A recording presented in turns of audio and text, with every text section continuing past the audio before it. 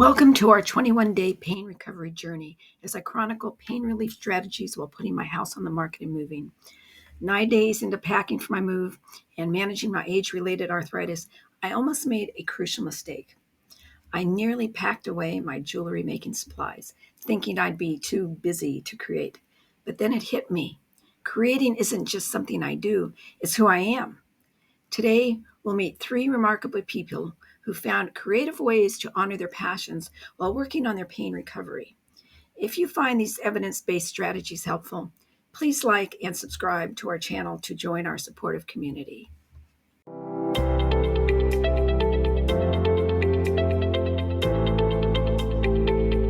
Greetings, it's nice to see you again. And those here for the first time, you're very welcome. Let's meet Clorinda, 38, a community theater director who developed dystonia, which causing involuntary muscle contractions and tremors. The sustained muscle spasms in her neck and shoulders not only restricted her movement, but also caused constant aching that made directing from the traditional seated position nearly impossible. The turning point came when she created her mobile directing method, positioning three helpers throughout the theater. One focused on actor movement, another on emotional expression, and the third one on the technical elements. Using a wireless headset, she could direct while moving to positions that worked for her body. Within 8 months, she directed a critically acclaimed production, with reviews praising how her dynamic directing style brought new energy to her production. Next up is Lorna, and she's 51 years old, and she's an avid gardener living with ankylosing spondylitis. That's an inflammatory arthritis that causes severe and persistent pain and stiffness in her spine and lower back. Some mornings, the burning pain would make it nearly impossible to bend or twist. When her beloved garden became an impossible challenge, she reimagined it entirely. Working with her neighbor, she designed a vertical garden system with multiple tiers accessible from seated positions. Using raised beds and a pulley system and adaptive tools with extended handles, she maintained her connection to nature. It looks different, she said, but the joy and purpose are exactly the same. Our third story features Carlton, a retired history professor with peripheral arterial disease, or PAD, which causes severe cramping pain in his legs when walking. It's a condition doctors call claudication.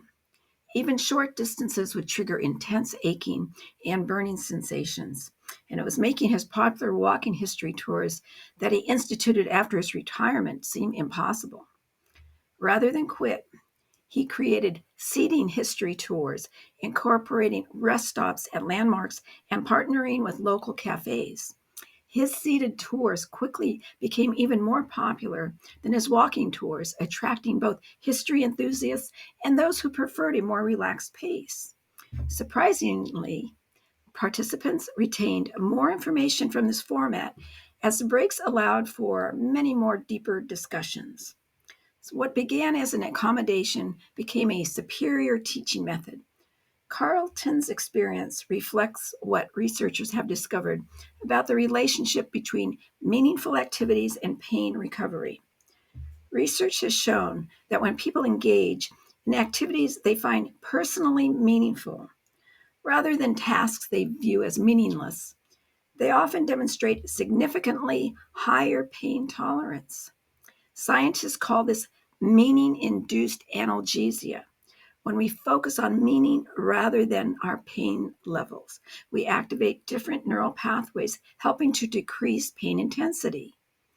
So now let's explore the three approaches that you might try. First, identify the essence of what makes an activity fulfilling to you. Is gardening about digging or about nurturing life? Understanding this gives you flexibility in how you express it. Second, consider activity redesign like Lorna did. Could you modify your environment or use adaptive tools while maintaining what matters? Try breaking activities into smaller segments. 15 minutes of painting still nurtures creativity. Third, explore format reimagining like Carlton. Could your valued activity take a different form? If hiking isn't possible, perhaps nature photography from accessible locations could satisfy the same passion for experiencing it. Stay tuned for more videos in this series where we'll explore other aspects of pain recovery, including how our physical and social environments influence our pain experience. Each video builds on techniques like the ones we've discussed today. When we adapt our activities, we're not settling for less. We're creatively honoring what truly matters to us. The activities that fulfill you remain important, even as how you do them may change. So it's bye for now, and I'm wishing you a comfortable week.